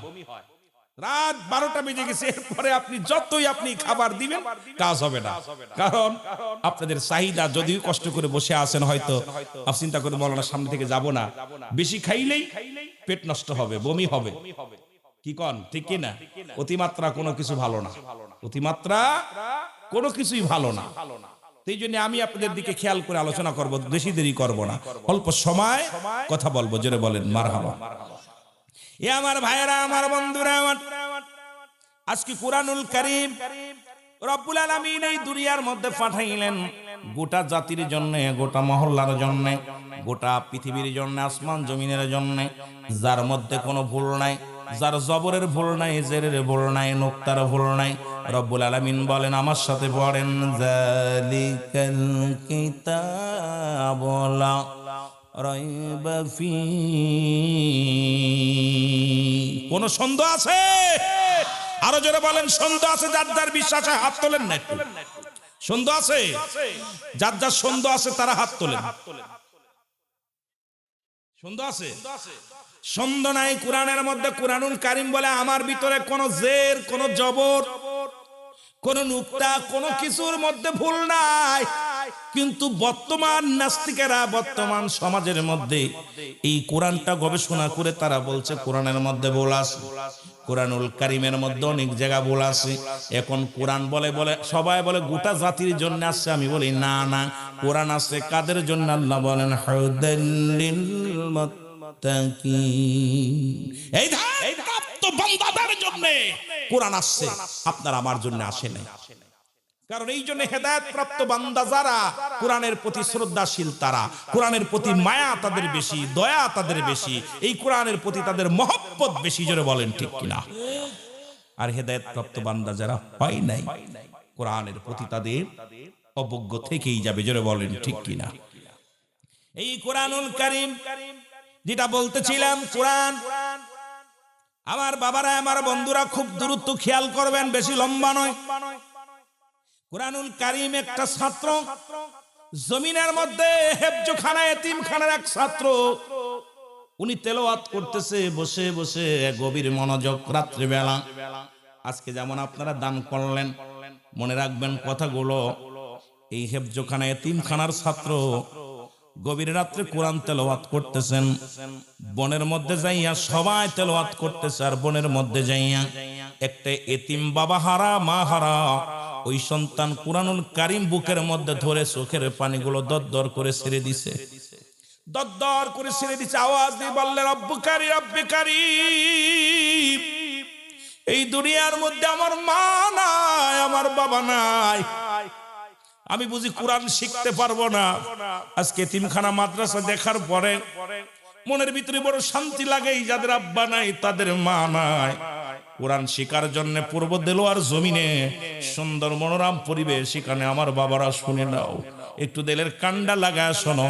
ওই বালক ছেলেটা চোখের পানি ছেড়ে ছেড়ে কাঁদতেছে আর বলে, আমার আল্লাহ রব্বুল আলামিন গো, এই দুনিয়া আমার মাও নাই, আমার বাবাও নাই, কে আমার খরচ চালাইবে, কে আমারে তেল কিনে দিবে, কে আমারে খাবার দিবে, কে আমারে টাকা দিবে, আমারে কে ভালোবাসবে, কেউ তো আমার নাই। আমার বুঝি খোদার কোরআন শিখা হবে না, আল্লাহর কোরআন শিখা হবে না, রব্বি কারীম আমার বুঝি কোরআন শিখা হবে না। উনি চোখের পানি ছেড়ে ছেড়ে কাঁদতে লাগলেন। ওই রাস্তা দিয়ে যাইতেছিলেন তৎকালীন জামানায়, ও মুসলমান শোনো, তৎকালীন জামানার মধ্যে দুর্দর্শ ডাকাত, দুর্দর্শ সন্ত্রাস, এই পূর্ব দেলোয়ার মধ্যে এমন সন্ত্রাস আছে, একটা টাকা চাইলে দিবে না, কিন্তু ছাত্রদের কথা শুনলে, ওই যে দেখলাম দান করলো, অনেকেই দান করেছেন বাবা, অনেক মজা লাগছে। যে কথাগুলো খুব খেয়াল করবেন, তৎকালীন জামানার মধ্যে দুর্দর্শ সন্ত্রাস, দুর্দর্শ ডাকাত, যিনি 40 জন ডাকাতির সর্দার, যার নাম হলো ডাকাত বসিরউদ্দিন। জোরে জোরে চিল্লায় বলো মারহাবা। খুব খেয়াল করবেন, কয়টা বিষয়ের পরে আমি একটু গুরুত্ব দিব, তারপরে আলোচনা। যেহেতু আজকে তাফসীরুল কোরআন মাহফিলে পূর্ব দেলোয়া কবর এবং হাফেজিয়া মাদ্রাসা এতিমখানা, তিনটার পরে একটু গুরুত্ব দিয়াই মেন আলোচনা। যদি আবার আমি সামাজিকতা নিয়ে মহিলাদের কিছু কথা বলবো, যদি আপনারা মন দিয়ে শোনেন, না শুনলে আমিন। কথা বুঝেন নাই? লম্বা করবো না, কষ্ট হচ্ছে আপনাদের। আমি আপনাদের বসে থাকা দেখে অনেক আনন্দ লাগছে, যে যাদের এই কুয়াশার মধ্যে বসে আছেন। ডাকাতের নাম কি? জোরে বলেন না, নাম কি? দুর্দর্শ সন্ত্রাস। এই সন্ত্রাস দেখো, এই সন্তানের কান্না চোখের মধ্যে আসছে, যা দেখে কোরআনুল কারীম বুকের মধ্যে ধরে কান্দেন। ডাকতে বলে, বাজান তুমি কান্দো কেন? কয়, আপনি কে গো? কয়, আমি তো, আমার তুমি চেনো না, আমি এলাকার একজন ব্যক্তি, এলাকার মধ্যে বাড়ি, রাতে কাম করি, দিনে ঘুমায়। কি করি? রাতে কাম করি, দিনে ঘুমায়। বালক ডাকতে বলে, বাবা আমি কেন কান্দি? পৃথিবীর মধ্যে আমার মা নাই, পৃথিবীর মধ্যে আমার বাবা নাই। আমি ওই যে মাদ্রাসায় পূর্ব দেলোয়ার হাফেজিয়া এতিমখানা মাদ্রাসার ছাত্র। আমি আজকে আব্বা মা না থাকার কারণে কথার কথা বলতেছি, ভালো করে শুনে নেন বাবা। এই মা বাবা না থাকার কারণে তেল কিনতে পারি নাই, আমি বাতি জ্বালাইতে পারি নাই। আমার বন্ধুরা সবাই লেখাপড়া করে, খোদার কোরআন শিক্ষা করে। আমার বন্ধুরা কোরআন পড়ে, আমি পড়তে পারি নাই, মনে বড় দুঃখ নিয়া এই জঙ্গলের মধ্যে বসে বসে আমি কান্দি, মনে বড় কষ্ট নিয়ে জঙ্গলের মধ্যে বয়া বয়া কান্দি। যখন বলছে কোরআন পড়তে পারি না, কোরআনটা হাতের মধ্যে দেখে ডাকাত বসিরউদ্দিন আর বসিরউদ্দিন নাই। ডাকতে বলে, বাবারে একটু ধৈর্য ধর, তোর বাবা নাই, তোর মা নাই, তাতে কি হয়েছে, আমরা তো আছি। আজকে যেমন পূর্ব দেলোয়ার মানুষগুলো এতিমদের জন্য চাউল, এতিমদের জন্য টাকা পয়সা, এতিমদের জন্য যারা হাতটা বাড়াইলেন, এত মজা পাইছি রে বাবা, বসে বসে শুনতেছিলাম।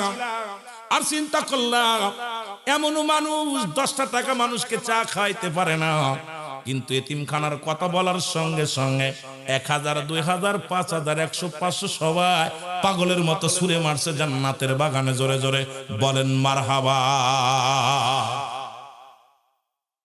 যেহেতু মাহফিলটা যে প্রতিষ্ঠানের উদ্যোগ হচ্ছে, হাকিকতটা বুঝার দরকার, তারপর অন্যদিকে। হাকিকতটা না বুঝলে তো আপনি আইলেন আর গেলেন আর চলে গেলেন। কোরআনের কত দাম, পাওয়ার। ডাক দে বলে বসিরউদ্দিন বলে বাবা তুমি দাঁড়াও আমি আসি। উনি চলে গেলেন, বাজারে গেলেন, উল্লাপাড়া বাজারে গেলেন, কথার কথা বাজারে যায় বলে ডাক দিয়ে উঠাইলেন বড় দোকানদারে, দোকানদার সব ওঠো। দোকানদার দরজা খুলে দেখে ডাকাত বসিরউদ্দিন। বলো হুজুর। কয় হুজুর আমার এক জের তেল দাও। বলে হুজুর কয় জের নিবেন? কয় এক জের দিলে হবে, বেশি লাগতো না, একটা জের তেল দাও। কয় দাম কত? এই নেন তেল নেন। কয় দাম কত? হুজুর টাকা লাগবে না, আপনার আমি চিনি, আপনি দুর্দর্শ সন্তারাস, এই পূর্ব দেলোয়ার জমিনের সব চাইতে বড় গুন্ডা, আপনারে চিনতে পেরেছি, আপনি ডাকাত বসিরউদ্দিন, আমি আপনারে চিনতে পেরেছি। সুতরাং আপনি কত জের তেল লাগবে লন না, টাকা লাগবে না লন। ডাকাত বসিরউদ্দিন বলে তুমি 10টা মিনিট আগে যে বসিরের নামটা শুনেছিলেন, সেই বসির আর বসির নাই। একদিন আগে যার নাম শুনেছিলে সেই বসির আর বসির নাই। বলো তোমার তেলের দাম কত? তেলের টাকা নাও। টাকাগুলো দিয়ে দিলেন, দিয়ে আমার মাথা উঠায় দাও। দোকানদার কয় ভাই বসিরউদ্দিন এই তেলটা আমার মাথায় বহন করে আমি মাদ্রাসা পর্যন্ত নিয়ে যাব। কয় ওই যে দেখো ওই মাদ্রাসা এতিমখানার ছাত্ররা কোরআনুল কারীম পড়ে রে, আর ওর মধ্যে এক এতিম সন্তান কোরআন পড়তে পারে না, ওই কোরআনের মহব্বতে চোখের পানি ছেড়ে ছেড়ে কান্দে। সুতরাং আমি বসির সহ্য করতে পারি না, তোমার তেলের দামটা লও, তাড়াতাড়ি লও। দোকানদার বলে বসির ভাই আমি তেলটা মাথায় করে বহন করে দিয়ে আসি। কয় না, আমার মাথা উঠায় দাও, কারণ ওই ছেলেটা কোরআনের পাখি, কোরআনের পাগল। আমি বসি চিরস্থায়ী নয়, চির ঠিকানা আমার একটা জায়গা কবর। আর বুঝতে পেরেছি রে জীবন ভরে কত সন্ত্রাসী করলাম, জীবন ভরে কত মস্তানি করলাম, কিন্তু এই দুনিয়া তো চিরস্থায়ী নয়, ক্ষণস্থায়ী। সুতরাং আমার বসিরা, আমি বসিরের পাপ মোচন করতে দাও, তাড়াতাড়ি তেলটা আমার মাথা উঠায় দাও। বসিরউদ্দিন তেলটা মাথায় নিয়ে এসে বালকটারে ডাক দে, বলে বালক রে এই নাও তেল, আজ থেকে কোরআনুল কারীম পড়বা, যত খরচ সব খরচ আমি বহন করব। মনে করবো আজ থেকে আমি তোমার একটা গার্জিয়ান, আমি তোমার বাবা। জোরে জোরে চিল্লায় বলা যাবে না মারহাবা। কোরআনের দিকে এত ঝুঁকে গেছেন আপনারা।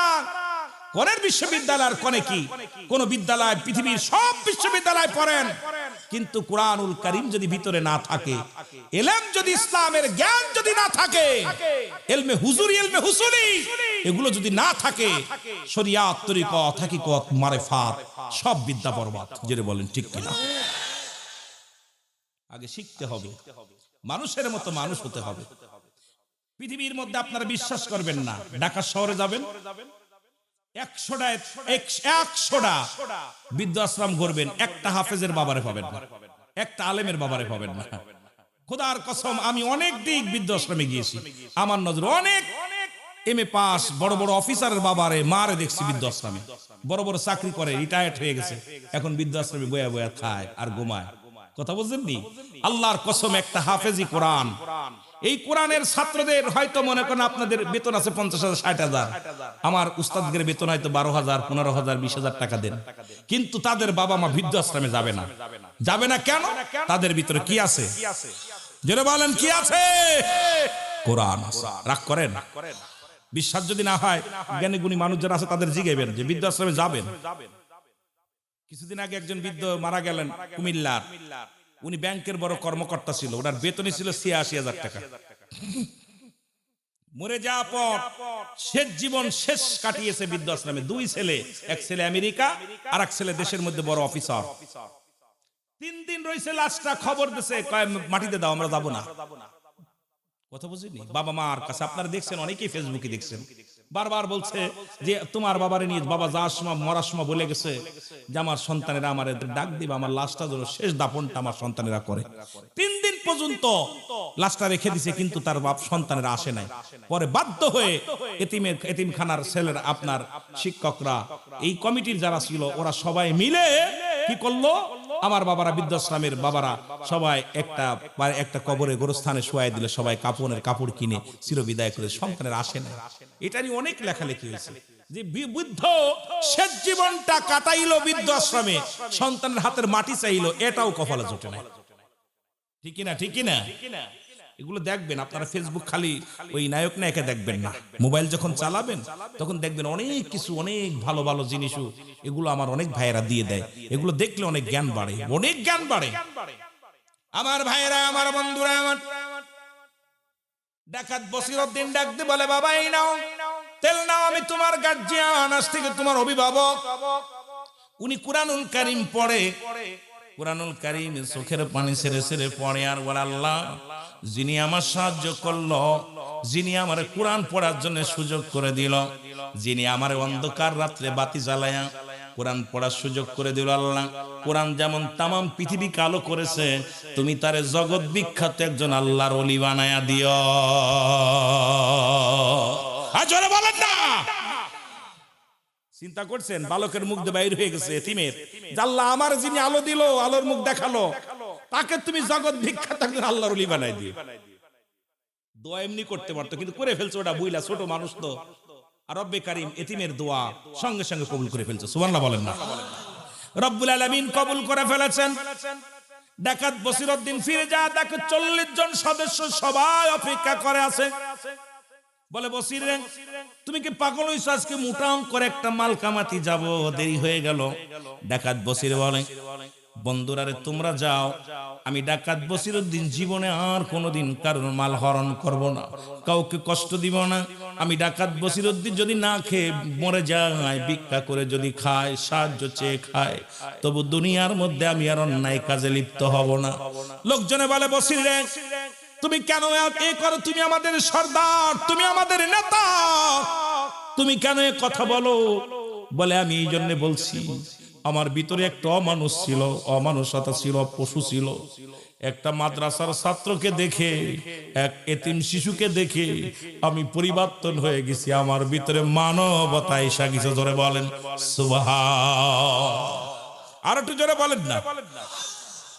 বাড়ি চলে গেলেন, বসিরউদ্দিন দরজায় তাক মারছে।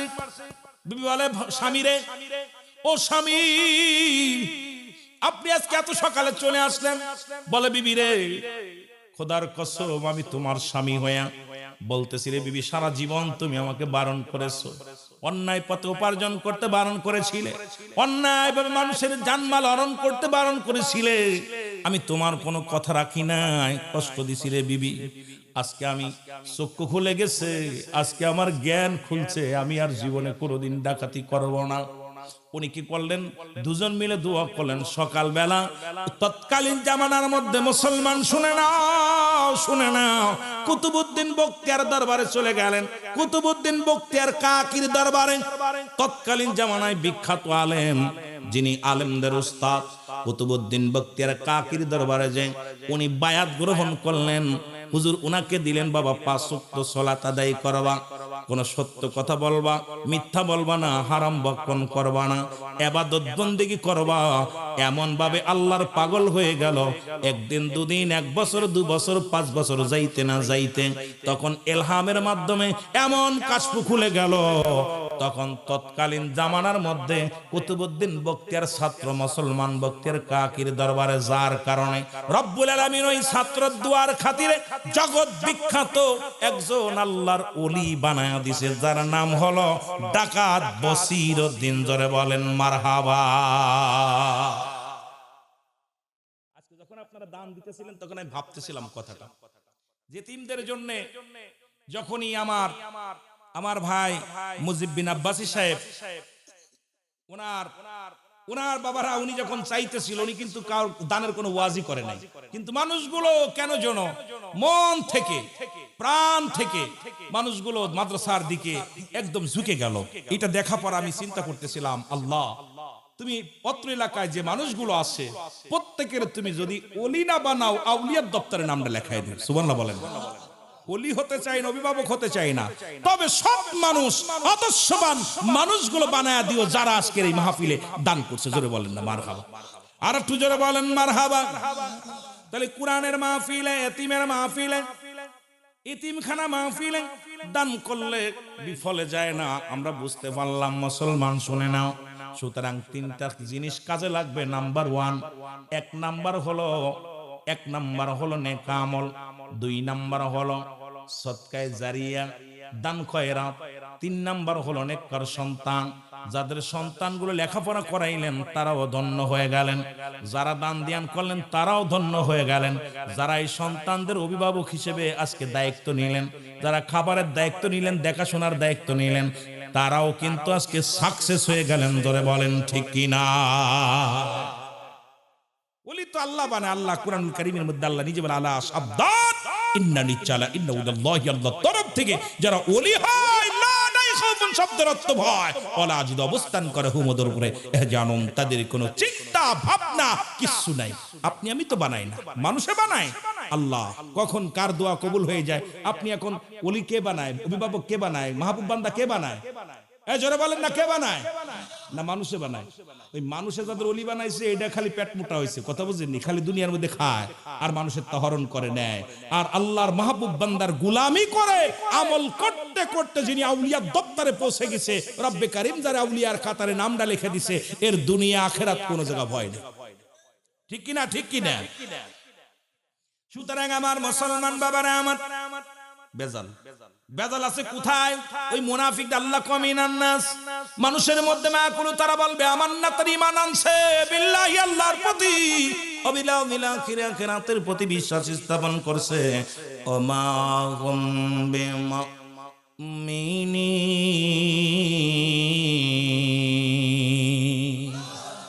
বেজালটা এখানে আছে। তৎকালীন জামানায় মুনাফিক ছিল, এখনো আছে। এই যে টাকা পয়সা উঠেছে না, কিছু মুনাফিক বলতেছে মনে হয় সভাপতি ঝাড়বে, সেক্রেটারি ঝাড়বে, কিছু মুনাফিক এখনো আছে। আবার নাই যে কথা ভুল, যে প্রতি বছর যখন টাকা পয়সা বেশি ওঠে অঙ্ক, কেউ কেউ চিন্তা করে আত্মসার করেনি, আত্মসার করে। আরে ভাই, আপনি আত্মসার না, এটা যদি দেখবেন আজকে যে এই যে ছাত্রগুলো, আপনি ভিতরে আসবেন, দেখবেন, শুনবেন, এদের সাহায্য সহযোগিতা করবেন, পাশে থাকবেন। যারা বলেন ঠিক কিনা? তৎকালীন জামানায় মুনাফিকরা মুসলমানদের যত ক্ষতি করছে, তার চাইতে একজন আমার মুসলমান কাহদার কাফের চাইতে একজন মুনাফিক মুসলমান বেশি ক্ষতি করছে। এমন হতে পারে মাহফিলে যারা দান ধ্যান করতেছেন, একজন মুনাফিক মুসলমানের কারণে সব বরবাদ হয়ে যাবে। যারা বলেন ঠিক কিনা? আছেন এরকম? অনেকে আছে। নাই যে কথা ভুল ধারণা, কারণ আল্লাহ তো নিজেই ডাক দিয়ে কয়, নাস শব্দের অর্থ কি? মানুষ। নাস শব্দের অর্থ কি? মানুষ। মানুষের মধ্যে আছে। তারা বলবে, কি বলবে? কবে? ওই তৎকালীন জামানায় ছিল, এখনো আছে। রব্বুল আলামিন গভীর মনোযোগ। রব্বুল আলামিন আমাদেরকে এত সুন্দর পরিবেশ, আমার বাবারা, আমার বসার মতো সুযোগ দান করলো, আসার মতো সুযোগ দান করলো। রব্বুল আলামিনের দরবারে অসংখ্য শুকরিয়া আদায় করি। কারণ আমাদের পৃথিবীর মধ্যে তিনটা বিপদ। নাম্বার ওয়ান হলো, এক নাম্বার হলো মানুষের মরণ, দুই নাম্বার হলো কবর, তিন নাম্বার হলো কিয়ামতের ময়দান। সেই কবর গোরস্থান, কবর বললেই বোঝায় মানুষের মৃত্যুর পর থেকে শুরু করে কিয়ামত পর্যন্ত জগৎটাকে বলা হয় কবরের জগৎ। ওই কবর জগতের আজকে কবরবাসীদের কবরস্থানের জন্য, যেখানে আমরা ঘুমাইবো, আপনি আমি ঘুমাইবো, সেই জায়গার জন্য যদিও দান করলেন, একটা জায়গা দানটা যাবে না। এক নাম্বার যাবে কবরস্থানে, দুই নাম্বার যাবে হাফেজিয়া মাদ্রাসায়, তিন নাম্বার যাবে এতিমখানায়, চার নাম্বার যাবে মাদ্রাসার উন্নয়ন প্রকল্পে, পাঁচ নাম্বার যাবে মাহফিলের একটা মুসলমান খরচের জন্য। একবার এরপরে আগা শুনলাম অনেক জমি জমা কিনেছেন, কারণ যেটা বাড়তি ছিল, যেটা আপনাদের অবশিষ্ট থেকে যায়, সেটা দেয়া সদকায়ে জারিয়ার জন্য আপনার 10টা টাকা ওই জমির মধ্যে চলে গেল, এটাও সদকায়ে জারিয়া হিসেবে লেখা হবে। জোরে বলেন ঠিক কিনা?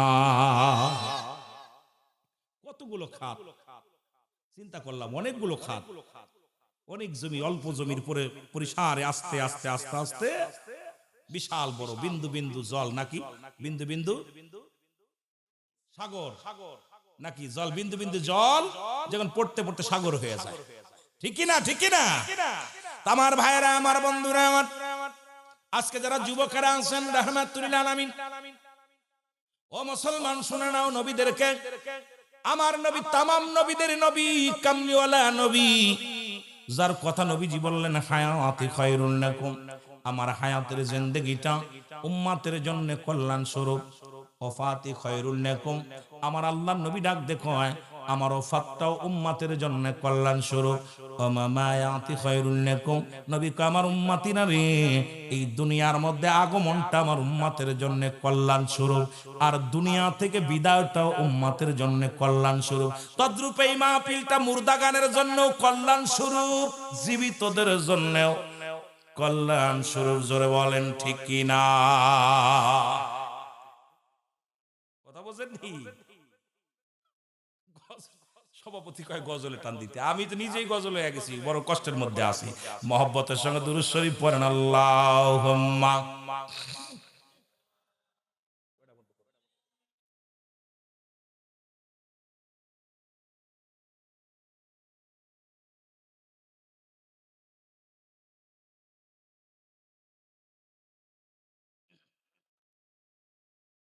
একটু মহব্বতে। ওরে আজ না হয় কাল তুমি যাইবা কবরে, যাবার বেলায় দেখবে চেয়ে গো তোমার ছবি রইল পড়ে। যাবার, আরো জোরে বলেন, যাবার বেলায়। আমার মন বলতেছে আপনাদের কষ্ট হয়ে যাচ্ছে, কোন আওয়াজ নাই? আওয়াজ আছে? এ আমার ভাইরা, আমার বন্ধুরা, আমার গভীর মনোযোগ, কথাগুলো না খন্দকারের যুদ্ধে রাহমাতাল লিল আলামিন। আমি কিছু কথা আপনাদের একটু জানায়া দিয়ে যাই।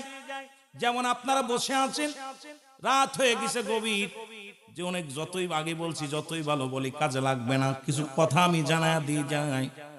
রাসূল পাক সাল্লাল্লাহু আলাইহি সাল্লাম যুদ্ধের জন্য ডাক দিলেন, যুদ্ধের জন্য ডাক দিলেন। সাহাবীরা কাতারবন্দি হয়ে দাঁড়ায় গেলেন। রাসূলুল্লাহ যে যুদ্ধের ময়দানে যে মাথা ফাটাইলেন, রাসূলুল্লাহর মাথার মধ্যে আক্রমণ করলেন কাফেরেরা। রাসূলকে আক্রমণ করলেন কাফেরেরা। যে যুদ্ধে শাহাদাতের পেয়ালা পান করলেন আমিরে হামজা, যে যুদ্ধে শাহাদাতের পান করলেন হযরতে হানজালা রাদিয়াল্লাহু তাআলা। জোরে বলেন মারহাবা। যে যুদ্ধের ৭০ জন শহীদ হয়েছিল। এখন আপনারা দৌড়াইতেছেন যারা ৭০ জন নিওয়াজ করবো আজকে, সব বাদ। কয়জন? ৭০ জন শাহাদাতের পেয়ালা পান করেছিলেন। কোন যুদ্ধে? খন্দকের যুদ্ধে। কোন যুদ্ধে? খন্দকের যুদ্ধে।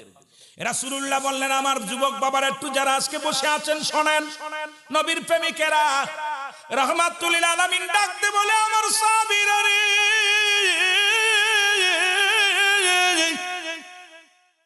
আয় তোরা যুদ্ধের ময়দানে। রাসূলুল্লাহ ডাক দিলেন, কাতারবন্দি লোকজন চলে আসলেন। সেখানে হযরতে হানজালা রাদিয়াল্লাহু তাআলা রাসূলুল্লাহ শাহাদাতের পেয়ালা পান করেছে রে। তো মদিনার মানুষেরা রে, ও মক্কার মানুষেরা রে, দয়াল নবী দুনিয়ার মধ্যে আর নাই। হানজালা রাদিয়াল্লাহু তাআলার কানে আওয়াজটা যখন শুনতে পারলো, যুবক বন্ধুরা গো,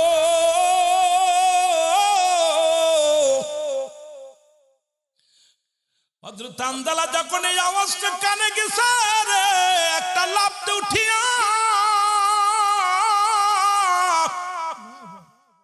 এর তরবারিটা টান দিয়ে ঘর থেকে বাইর হয়ে গেলেন রে মুসলমান। পিছন থেকে বিবি জামা ধরে টান দিয়ে বলে, স্বামী কোথায় যান আপনি, কোথায় যান? বলে, বিবি রে, আমার নবীজি শাহাদাতের পেয়ালা পান করছে, আমার নবী বুঝি নাই, আমার নবী বুঝি মারা গেছে, খবর আসছে রে। বিবি রে, আমি যাব আমার ওই না খন্দকের জমিনে যাব। আমার রাসূলে যদি বেঁচে না থাকে, আমি হানজালা বেঁচে থেকে লাভ কি? আমি হানজালা জীবনটা দিয়ে দিব, কারণ আমার রাসূলকে আমার জানের চাইতে বেশি ভালোবাসি। জোরে জোরে চিল্লায় বলা যাবে না মারহাবা।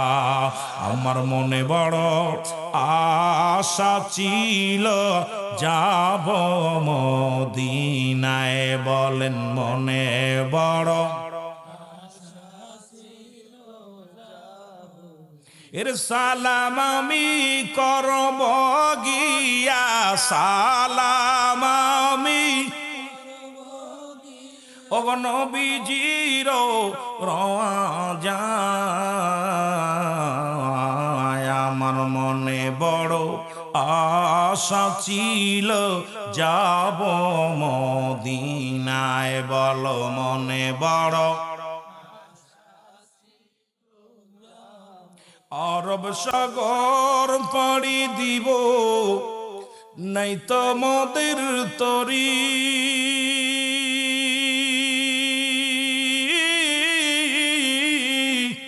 পাখা নাই তো উড়ে যাব ডানাতে ভর করি, উড়ি আশায় আসে সম্বল নাই, আশায় আসে করি কি উপায়, আমার মনে বড়, জোরে জোরে চিল্লায় বলেন আমার মনে বড়,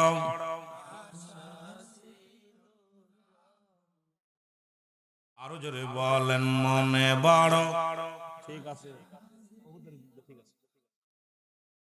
এর সালাম আমি করব গিয়া, সালাম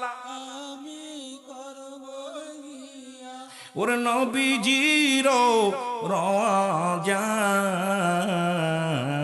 আমার মনে বড়,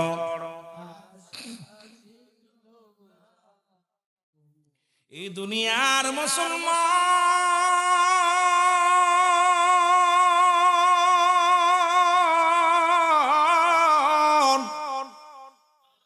এর যতগুলো বড় বড় যুদ্ধ হয়েছে রে, ওই বদর প্রান্ত থেকে নবীর আশিকেরা, নবীর পাগলেরা, মুসলমান শুনে নাও, শুধু একটা যুদ্ধ নয়, গাজওয়া যত যুদ্ধ হয়েছে, বড় বড় যুদ্ধ, নবীজি তো নিজেই শরীক হয়েছে রে মুসলমান, রাসূলের সাহাবীরা শরীক হয়েছে, রাসূলের চাচা আমির হামজা শরীক হয়েছেন।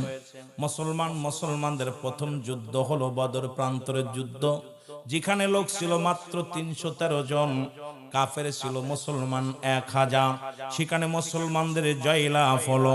কিন্তু দুনিয়ার মধ্যে অনেক পরীক্ষা, অনেক যুদ্ধ হলো, যখনই মুসলমান এই দুনিয়ার প্রতি লোভ এসে গেল, বাল হুয়া কিলাফ, এই দুনিয়ার প্রতি যখনই মানুষের লোভ এসে গেল, সাহাবীদের লোভ এসে গেল, নবীর প্রতি মায়া যখন মানুষ মুসলমান একটু ভুল ধারণা হয়ে গেল, সঙ্গে সঙ্গে অনেক যুদ্ধের জীবনটা হারিয়ে গেছে রে মুসলমান। অনেক সাহাবীরা জীবন দেয়া মুসলমানের খেসারত দেয়া লাগছে, জোরে বলেন ঠিক কিনা।